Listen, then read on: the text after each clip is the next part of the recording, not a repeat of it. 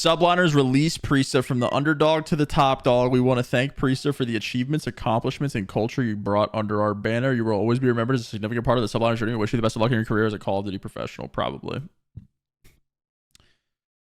Wonder if we'll ever get the full story on this. Some players seems, I mean, like, this whole, like, I've talked about it pretty much at length. Like, this whole situation is just so weird to me. This feels like a situation where we're never gonna, like, actually figure out what happened. Because it's something involving the players and probably something that is not, like, super straightforward.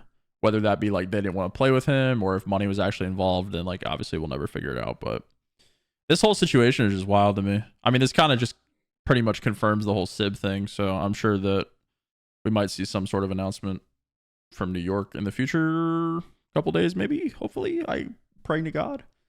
Got them 100%. Yeah, no, that's what I'm thinking as well. I think it's literally like, I don't want to break up with you, so I'm going to make you break up with me kind of situation. I don't know. I just don't know why they wouldn't do it themselves, but whatever. I don't know. I've talked about like what I think on the move and everything already, but like SIB obviously brings more kills, I think. But the argument that I was like also making on the flank is like Preston is like the epitome of like the eye test in professional COD. Like he has obviously the most LAN wins in the CDL era. He's a proven winner, even if he's not putting up 1.2s. Like having the guy on your team basically guarantees you a championship at some point. So, I don't know the reasoning of which they wanted to replace him. I don't know if it was personal stuff. I don't know if they literally just wanted like 5 more kills a map because that's what it's gonna be. But they seem to think that that is what they need. So. Or maybe they really just like kind of what Pat mentioned on the flank a week ago, chat. If you guys remember, it was like New York just sees everyone else around them upgrading and like making all these changes. And granted, they did just win, but winning doesn't necessarily mean that you have to keep the same team, although that like has been the precedent in the past. It's like maybe they really were just like, fuck, everyone's moving around. Like we might as well try to do something. And the other 3 were pretty keen on sticking together. And Preston was the odd man out. Like that it could have been as cut and dry as that as well. So, I mean, I don't think we're ever going to figure it out. I wouldn't be surprised if that's what it was. But, yeah, I hope he lands in a good spot. Because, I mean, like I said, he's pretty much guaranteed a championship at this point, chat. It's kind of fucking nutty. According to Jason Schreier, MW2 maps will be carrying over to MW3. Oh, hell no. Keep that shit. Oh, hell no. Mal, thank you. Oh, hell no. Keep this shit to yourself, brother. If I spawn in to Tarak or fucking Santa Sena border crossing on MW3. Yep, that first comment, bro. Oh my god, dude. I hate to hear that. I'm fine with like the operators and stuff because that makes sense because it's basically just a DLC game, but maps, you can keep those. I'm good. Call of Duty 2023 reveal is expected in August. Nice. I'll be there. That's me. Reload canceling's returning. Guys, listen, that whole retirement thing, I was kidding. Listen, chat, the whole like me crying on camera multiple times and retiring and moving home and building a house and leaving LA, like that was all a meme. Like I'm going back. Like it was just a joke. It's elaborate ruse. Don't worry about it, chat.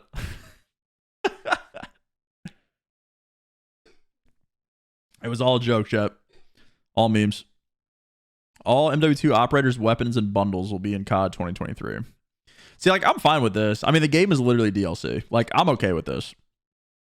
Because, chat, the perk system I talked about a little bit yesterday, I think is actually kind of cool. Because, again, this is a huge caveat here, stream. There has to be some level of common sense of using this whole perk system. Because if they put, like, lightweight on the vest spot, I'll actually never play Call of Duty again.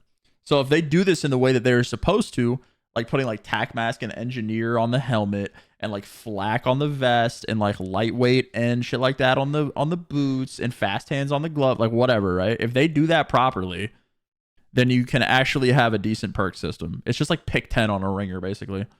So I hope and pray to all COD gods that they do it properly. If they don't, chalk it. It's never get on COD again.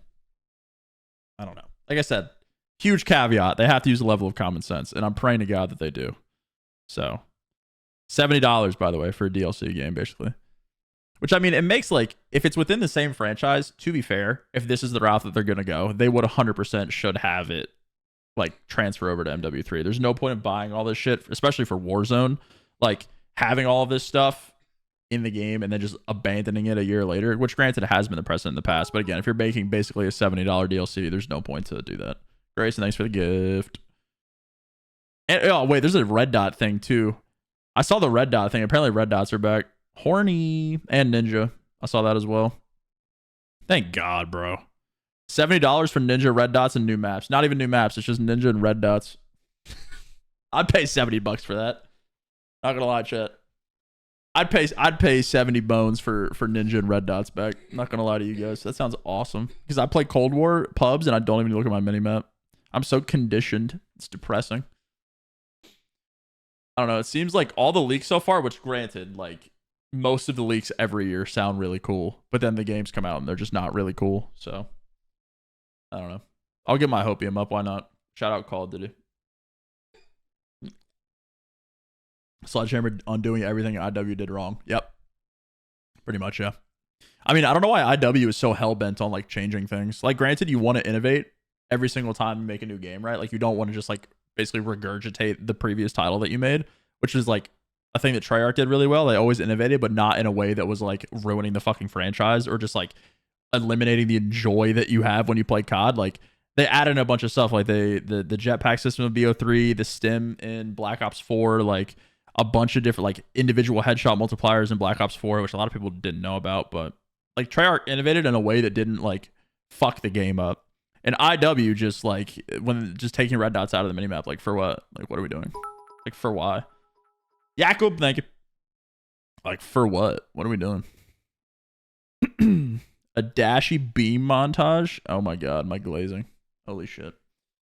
What's the next Treyarch game? I think they're up next. I'm fairly certain the Treyarch's up next, but they also have lost a lot of people that